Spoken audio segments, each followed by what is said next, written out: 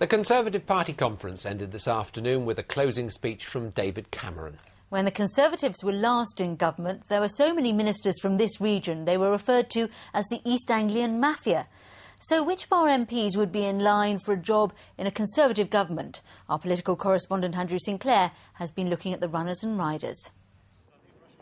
For the last 4 days, the delegates have trooped into the conference hall to hear the official line on policy and to inspect the talent. They're led by Eric Pickles, Essex MP and a party chairman with clout. Andrew Lansley has already been told he'll be Health Secretary. His fellow Cambridgeshire MP Shailesh Vara will probably be Deputy Leader of the House. His neighbour Jonathan Ginogly will probably be Solicitor General, while Bernard Jenkin, also from Essex, will probably be big in defence. Having so many people in government can bring big benefits to a region. Local lobby groups find they can go straight to the top.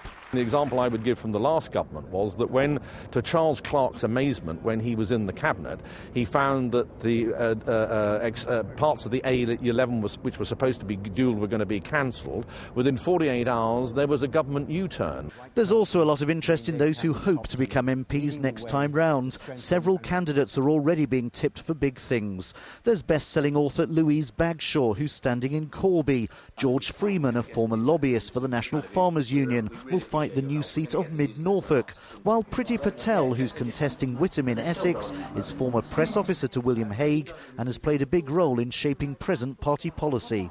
For far too long, people and myself have felt that politicians don't necessarily represent them, and I think the really good thing about the next Parliament is that there'll be all sorts of faces there, all sorts of opinions there, which will be truly representative of our diverse society. But perhaps the first person to be promoted, should he win, might be Robert Halfon, who's standing in Harlow, a big thinker on social policy and considered close to many of the party leadership, who are impressed by his hard work. He's a genuinely nice guy, and let's face it, not everyone in politics is a nice guy, and he deserves to do well. I think he could be one of the first of the 2010 intake to become a minister if indeed the Conservatives win.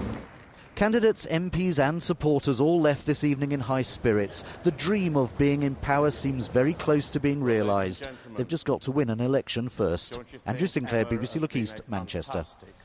And the first test for our political parties is the election for the Mayor of Bedford next week. This weekend, in a special edition of the Politics Show, we'll be speaking to all of the candidates. If you need to make a phone call when you're out, most people use a mobile these days. Very few use a phone box, which is why BT wants to get rid of many of them. But some are just too good to throw away, like those lovely red phone boxes, which is why BT is offering them to the local community. 79 parish councils have already taken them on in this region, including the village of Tostock near Bury St Edmunds. When you think of England, you think of the village green, thatched cottages. And red telephone boxes. Here in the village of Tostock near Bury St Edmunds, the parish council has bought the box for £1. And across the road, Jean Wheeler and Rita Stevens are overjoyed. They ran the post office together for 31 years and used to look after the phone box. Once, they even discovered a body in it. And it was upside down in the box. And I wondered whether maybe they looked like a young man, and he was fast asleep. So I thought, well, he might, we don't know what the circumstances are. I think he's alive anyway. But I thought the best thing we'd do was to call the police. Until the mobile phone, we used to rely on the good old phone box. I'm so sorry to keep you waiting. Not at all.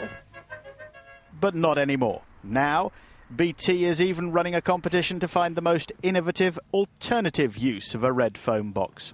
A subject much on the mind of Walter Thompson, a painter and decorator in Tostock. What would you like to see done with this one? Very difficult to say, but it'd be nice to keep it and possibly put flowers or something like that inside it. And yeah, that'd be a nice idea. It would, yeah. And so it'd be another job for me to keep them watered, no doubt. Then it was time for some fascinating phone box facts. Who better to tell us than Jean, Rita and Walter? They were designed by Sir Charles Gilbert Scott. This box is a K6. And I once found a body in it, and it was upside down.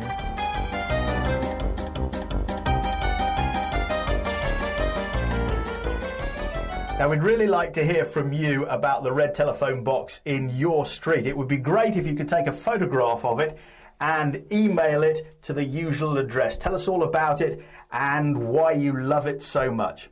Mike Liggins, BBC Look East, in a telephone box in Suffolk. Hello? Stuart White? No, never heard of him. OK, cheers, bye. You hang out in Tostock a lot, I do, yes. People phone me in that box. Lovely thing, isn't it? I know, they are. Nothing beats them. Now, you have got our last Julie's Garden of the season, haven't we? We have. And, Susie, we're going to meet a man who's already won a competition in a national newspaper for the best garden in Britain. And now he could be crowned Gardener of the Year by the BBC's Gardeners' World programme. He's one of 5 finalists, and it's easy to see why Jon Kelf has got that far. He has transformed his small Norwich garden into a tropical paradise.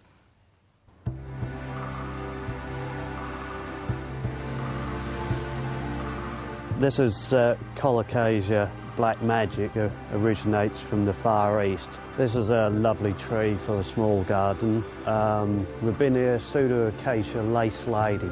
This one's Tetrapenix rex, the rice paper plant, again from the Far East. I've probably always been interested in gardens since I was quite young, when I was helping Dad in the garden, bedding out plants in his veg patch and all that, but I didn't really start getting into garden properly until I bought this property around about 12 years ago. I've travelled the world quite a bit, Australia, New Zealand, Far East and all that, so whenever I've been out the Far East, I've seen all this lush tropical planting, and I've tried to bring it home to a certain degree with all the palms and bananas and lush foliage. This garden is something totally different to what you would see normally in a back garden anywhere in the UK. It's definitely not traditional, and it's quite a small garden, so it's very in keeping with a lot of size gardens what people have got these days. I don't do any protection during the winter. Yeah, 1 or 2 plants I move inside, but the vast majority stay in the ground all year, unprotected, and come back in the spring and looks lush and tropical again in the summer. And of course, we wish Jon all the best of luck in that Gardeners' World competition. If you want to find out how to vote for him, you'll need to watch the programme tomorrow night on BBC Two at 8:30. And can I just take this opportunity to say thank you so much to the hundreds of you who got in touch about your open gardens over the last few months, and an extra big thank you to all of you who made us so welcome when we actually came to visit. Now, lots of gardeners desperate for more rain. We've had some, and there's a bit more on the way. But beyond that, an awful lot of dry weather. But let's start with the picture tonight. We've got patchy cloud and clear skies, and I think that's going to be the case through much of the night. That cloud coming and going, but some lengthy clear periods at times, and that means it is going to be a chillier night than last night. Much chillier. Away from the coast, we could see temperatures as low as 3 or 4 degrees Celsius, and with a light easterly wind, that could mean a touch of ground frost for some of us. And compared to last night's temperatures, so they were around sort of 9 to 11 Celsius. These are a lot lower.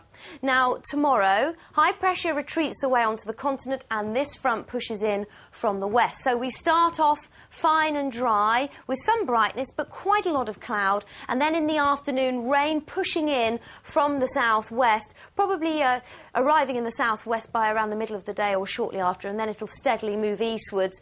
Most of it light and patchy, but we could see some heavier and more persistent bursts, especially in the east.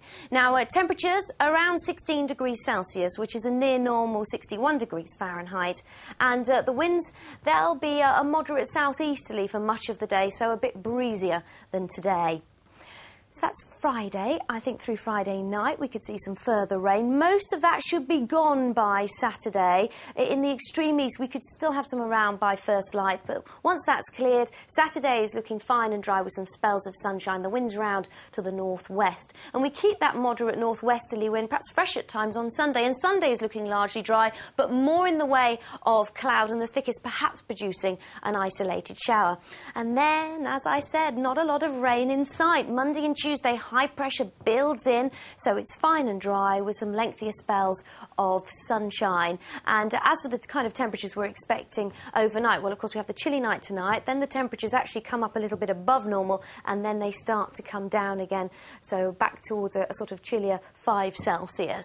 And just before I go, it's a fairly good night to check your barometer. So if you have a look, it should be at around 1,019 millibars, and if you convert that, that's 30.09 inches of mercury. Have a lovely evening. I'll see you tomorrow.